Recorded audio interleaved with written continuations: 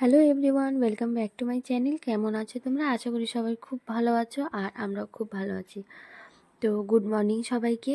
তো ভিডিও শুরুতেই বলে দিই, যারা আমার চ্যানেলে প্রথমবার ভিজিট করেছো বা প্রথমবার আমার ভিডিও দেখছো, তো তাদের কাছে একটাই রিকোয়েস্ট যে কেউ প্লিজ ভিডিওটা স্কিপ করো না, পুরো ভিডিওটা দেখো। যদি ভালো লাগে তাহলে অবশ্যই চ্যানেলটিকে সাবস্ক্রাইব করে আমার পাশে থেকো, আমাকে একটু সাপোর্ট করো। আর আমার ভিডিওতে কি ভালো লাগে কি খারাপ লাগে প্লিজ তোমরা কিন্তু কমেন্ট করো। কমেন্ট করলে আমারও ভালো লাগবে। আর যদি ভিডিওতে কোনো রকমের ভুল হয়ে থাকে বা আমার কাজকর্মতে কোনো কিছু ভুল তোমরা দেখো, তোমরা যদি আমাকে কমেন্ট করো তাহলে কিন্তু আমি সেটাতে কাজ করতে পারবো। তো তোমরা কিন্তু সেটা নিয়ে কমেন্ট করো, ভালো মন্দ দুটোই কমেন্ট করতে পারো তোমরা। তো এই যে সকালবেলা উঠে কিন্তু অনেক সকালবেলা ঘুম থেকে উঠি, সকালবেলা উঠে বেশিরভাগ কাজগুলোই কিন্তু হয়ে গেছে। তো তারপরে বাকি যে কাজগুলো আছে সেগুলো তোমাদের সাথে শেয়ার করছি। আর হাতে যেহেতু একটু সময় পেলাম, তো ভাবলাম এখন থেকে ভিডিওটা শুরু করি। তো রান্না বান্না সব কাজ কমপ্লিট, আর রান্নাঘরের প্রায় কাজই হয়ে গেছে। আর এখন খালি ওই বিছানাটা একটু গোছানোর বাকি ছিল, তো সেটার থেকে এখন শুরু করলাম। আর সেটা দিয়েই তোমাদের সাথে ভিডিও শুরু করলাম। তো অনেক সকালবেলা ঘুম থেকে ওঠা হয়, তার কারণ বর আর ভাসুর খাবার নিয়ে যায়, টিফিনটা নিয়ে যায়। যেহেতু ওর শীত পড়ে গেছে, তো এখন ওদেরকে টিফিনটা করে দিতে পারছি। আর গরমের সময় আসলে পরে কিন্তু তখন আমি আর খাবারটা করে দিতে পারি না, তার কারণ যে খাবারটা নষ্ট হয়ে যায় যতই ঠান্ডা করে দিই যাই করে দিই। কারণ ওদের খাবার একটা নির্দিষ্ট টাইম নেই, যার জন্য কিন্তু মানে গরমের টাইমটা খাবারটা দেওয়া হয় না। তো আমার কিন্তু ফ্যামিলি মেম্বার অনেক বড়, শ্বশুরবাড়ি, দেওর ভাসুর সবাই মিলে আমরা একসাথেই থাকি। তো যাদের এখনও বিয়ে হয়নি, মানে আমার মেজো ভাসুরের এখনও বিয়ে হয়নি, তো মেজো ভাসুর আমার মধ্যে খায়, আমার মধ্যে, আর আমার ছোটো ভাসুরের ঘরে খায়। মানে একবেলা একবেলা করে আমি দুপুরের খাবারটা দিয়ে দিই, আর দাদাদের ঘরে রাতে খায়। আর সকালে কিছু খায় না সেরকম, মানে হালকা পালকা নাস্তা বাস্তা এটা সেটা করে নেয়, তো তার জন্য। আর যে ছোটো দুটো দেওর রয়েছে, ওরা বড় দেওরটা হলো ছোটো ভাসুরের মাঝে খায়, আর ছোটো দেওর তো বাড়িতে থাকে না, বাইরে থাকে সিকিমে। যে তো তার জন্য, আর যেহেতু শ্বশুর শাশুড়ি বেঁচে নেই, যার জন্য আমাদেরকেই এখন তাদের দায়িত্ব পালন করতে হবে, কর্তব্য আমাদের। তো সবাই এর জন্য আমরা মিলেমিশে এভাবে করেই আছি। তো তারপরে দেখো ওদের টিফিনটা রেডি করে, মানে ওদের খাবারটা ঠান্ডা করতে দিয়ে এখন টুকিটাকি যা বাসন ছিল সেগুলো একটু মেজে নিচ্ছি। আর রান্না করতে করতে বেশিরভাগ বাসনগুলোই আমি মেজে নিই। আমার বেসিনটা একদমই ছোট, আর বেশি বাসন জমিয়ে বাসন ধুতে গেলে অনেকটাই প্রবলেম হয়ে যায় আমার। যার জন্য আমি রান্না করতেও থাকি, বাসন ধুতেও থাকি। আর আমি অল্প বাসনে একদমই কাজ করতে পারি না, আমার হাতে প্রচুর বাসন হয়। এর জন্য আমি রান্নাও করতে থাকি, এদিকে বাসনও ধুতে থাকি, যাতে করে একবারে অনেকগুলো বাসন না জমে যায়, আর তাতে করে সময়টাও অনেক লাগে। আর তার মধ্যে ছোট বাচ্চা কখন বায়না শুরু করে দেবে, কাজ করতে পারবো না পারবো, যার জন্য ফটাফট করে হাতাহাতি সবগুলো কাজ করে নিই। সময় থাকতে সব কাজ করে নেওয়াটাই ঠিক, কারণ ওই কাজ ফেলে রেখে এখন করব না পরে করব ভাবলে পারি না, তখন ওই রুটিন উল্টোপাল্টা হয়ে যায়। তো তারপরে এই যে এখন বাসনগুলো ধুয়ে, আর রান্নাঘরটা কিন্তু আমার পরিষ্কার হয়ে গেছে, গ্যাসটা সব মোছা হয়ে গেছে, একদম ক্লিন। তোমাদেরকে তো বললামই যে বেশিরভাগ কাজটাই আমার হয়ে গেছে। তো এখন বরের টিফিনটা, ব্যাগটা গুছিয়ে দিচ্ছি, যেহেতু 9টার সময় ও বেরোবে, আর 9:30টার সময় দাদা বেরোবে। তো এর জন্য ওর ব্যাগটা আগে রেডি করে দিলাম। আর তরকারিটা ফ্যানের নিচে দিয়েছি ঠান্ডা করতে, যেহেতু এখনও সেরকমভাবে শীত পড়েনি, আর রোদের তাপও প্রচুর। আর যেহেতু মানে টমেটো দিয়ে তরকারি, ভয় লাগে যে খাবারটা দেবো যদি নষ্ট হয়ে যায়, এর জন্য একদম ঠান্ডা করে তারপরে কিন্তু আমি খাবারগুলো দিয়ে দিই। তো তারপরে বর চলে যাওয়ার পরে এখন 9:30টার মতন হয়তো বাজে। তো এখন দাদার খাবারটা রেডি করে দিলাম ব্যাগের মধ্যে। তো এরপরে ঘরের যা টুকিটাকি কাজগুলো আছে সেগুলো করব। তো এখন আগে ঘরটা ঝাড় দিয়ে তারপরে ঘরটা মুছে নেব, আর কিছু কাপড়ও আছে সেগুলোও ধুয়ে নেব। তো একটু বুদ্ধি খাটিয়ে বা একটু সময় টাইম মতন ম্যানেজ করে কাজগুলো করলে সব কাজই কিন্তু হয়ে যায়।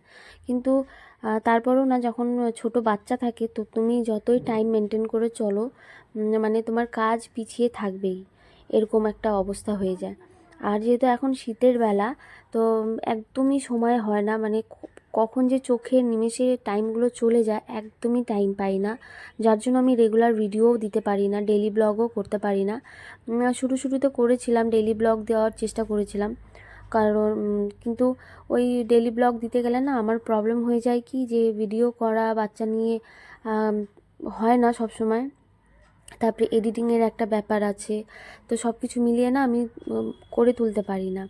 আর যেহেতু এই বাড়িতেও ফ্যামিলি মেম্বার অনেক বড়, ওই বাড়িতেও ফ্যামিলি মেম্বার অনেক বড়, তো ওই ভয়েস ওভার দিয়ে যদি ভিডিও করতে যাই তো আমাকে রাত জেগে ভিডিওটা এডিটিং করতে লাগবে। আর রাত জেগে জেগে তখন নিজেরও শরীরটা খারাপ হয়ে গেলে পরে তখন আরও মুশকিল, যেহেতু ছোটো বাচ্চা আছে, তো নিজের শরীরে হানি করে তো কোনো কাজ করা যাবে না।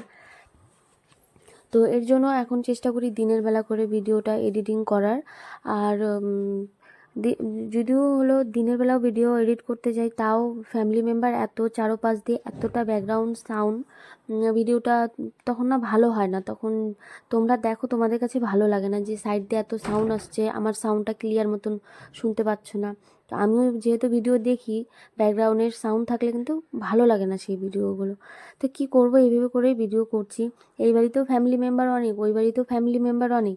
এবার যখন একদমই নিস্তব্ধ হবে সেটা হচ্ছে একদম অনেক রাত, মানে রাত জেগে আমাকে ভিডিও এডিটিং করতে লাগবে। তো প্লিজ মানে ব্যাকগ্রাউন্ডের একটু সাউন্ড পেলে পারে তোমরা সেটা নিয়ে কেউ কিছু মনে করো না। আমি অনেক ম্যানেজ করে ভিডিওটা এডিটিং করি। হ্যাঁ, তো আশা করি তোমাদের সেটা তোমরা বুঝতে পারবে, সেটা তোমাদের ভালো লাগবে। তো তারপরে এই যে ঘরটার মোছা হয়ে গেছে, এখন বাবুর কিছু কাপড় ছিল সেগুলো ধুয়ে দিলাম আর ছাদে এসে মেলে দিলাম। আর এই যে আমার ধনিয়া গাছগুলো এত সুন্দর হয়েছে না, ডেইলি এসে মানে ধরি, দেখি, এত ভালো লাগে, এত খুশি লাগে। তো ভাবছি যে কিছু গাছ লাগাবো, যেহেতু বাড়িতে একদমই জায়গা নেই, তো তারপরেও ভাবছি একটু বুদ্ধি খাটিয়ে এদিক ওদিক কয়েকটা মনের মতন গাছ লাগাবো।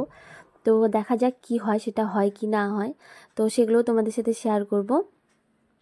তো এখন মোটামুটি ঘরের সম্পূর্ণ কাজ হয়ে গেছে।